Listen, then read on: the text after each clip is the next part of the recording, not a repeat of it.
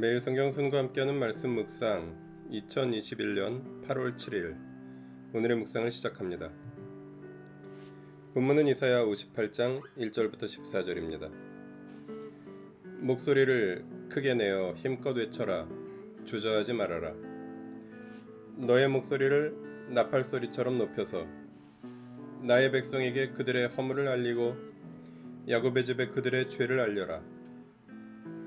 그들이 마치 공의를 행하고 하나님의 규례를 저버리지 않는 민족이나 되듯이 날마다 나를 찾으면 나의 길을 알기를 좋아한다. 그들은 무엇이 공의로운 판단인가를 나에게 묻고 하나님께 가까이 나아가기를 즐거워한다고 한다. 주님께서 보시지도 않는데 우리가 무엇 때문에 금식을 합니까? 주님께서 알아주시지도 않는데 우리가 무엇 때문에 고생을 하겠습니까? 너희들이 금식하는 날 너희 자신의 향락만을 찾고 일꾼들에게는 무리하게 일을 시킨다. 너희가 다투고 싸우면서 금식을 하는구나. 이렇게 못된 주먹질이나 하려고 금식을 하느냐? 너희의 목소리를 저 높은 곳에 들리게 할 생각이 있다면 오늘과 같은 이런 금식을 해서는 안 된다. 이것이 어찌 내가 기뻐하는 금식이겠느냐? 이것이 어찌 사람이 통회하며 괴로워하는 날이 되겠느냐? 머리를 갈대처럼 숙이고 굵은 배와 재를 깔고 앉는다고 해서 어찌 이것을 금식이라고 하겠으며 주님께서 너희를 기쁘게 반기실 날이라고 할 수 있겠느냐? 내가 기뻐하는 금식은 부당한 결박을 풀어주는 것, 멍에의 줄을 끌어주는 것, 압제받는 사람을 놓아주는 것, 모든 멍에를 꺾어버리는 것, 바로 이런 것들이 아니냐. 또한 굶주린 사람에게 너의 먹거리를 나누어 주는 것, 떠도는 불쌍한 사람을 집에 맞아들이는 것이 아니겠느냐. 헐벗은 사람을 보았을 때 그에게 옷을 입혀주는 것, 너의 고륙을 피하여 숨지 않는 것이 아니겠느냐. 그리하면 내 빛이 새벽 햇살처럼 비칠 것이며 내 상처가 빨리 나을 것이다. 내 의를 드러내실 분이 내 앞에 가실 것이며 주님의 영광이 내 뒤에서 호위할 것이다. 그때에 내가 주님을 부르면 주님께서 응답하실 것이다. 내가 부르짖을 때 주님께서 내가 여기에 있다 하고 대답하실 것이다. 내가 너의 나라에서 무거운 멍에와 온갖 폭력과 폭언을 없애버린다면 내가 너의 정성을 굶주린 사람에게 쏟으며 불쌍한 자의 소원을 충족시켜주면 너의 빛이 어둠 가운데서 나타나며 캄캄한 밤이 오히려 대낮같이 될 것이다. 주님께서 너를 늘 인도하시고 메마른 곳에서도 너의 영혼을 충족시켜 주시며 너의 뼈마디에 원기를 주실 것이다. 너는 마치 물된 동산처럼 되고 물이 끊어지지 않는 샘처럼 될 것이다. 너의 백성이 해묻은 폐허에서 성읍을 재건하며 대대로 버려두었던 기초를 다시 쌓을 것이다. 사람들은 너를 두고 갈라진 벽을 고친 왕, 길거리를 고쳐 사람이 설 수 있도록 한 왕이라고 부를 것이다.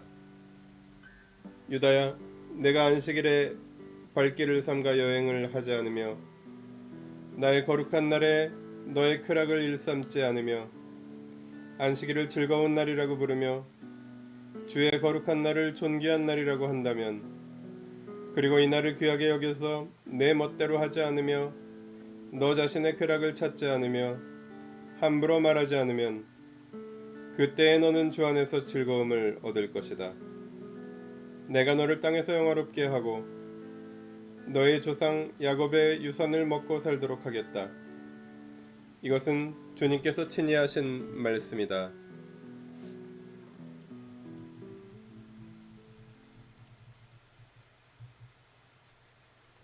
(1절부터 5절은) 종교적 위선으로서의 금식을 비판합니다. 6절부터 12절은 금식과 참된 종교의 정신에 대해서 말합니다. 13절부터 14절은 안식일의 정신을 환기시킵니다. 본문이 규탄하는 백성의 죄는 종교적 위선과 형식주의입니다. 금식을 하면서도 다툼을 병행하고 향락을 추구하며 노동을 착취하는 자들의 금식을 하나님은 기뻐하지 않으십니다. 하나님은 오히려 형식적인 금식보다 정의를 행하고 약자를 보살피며 돕는 사랑의 실천이라고 본문은 말합니다. 이어지는 13, 14절은 금식과 더불어 안식일의 정신도 마찬가지라고 밝힙니다.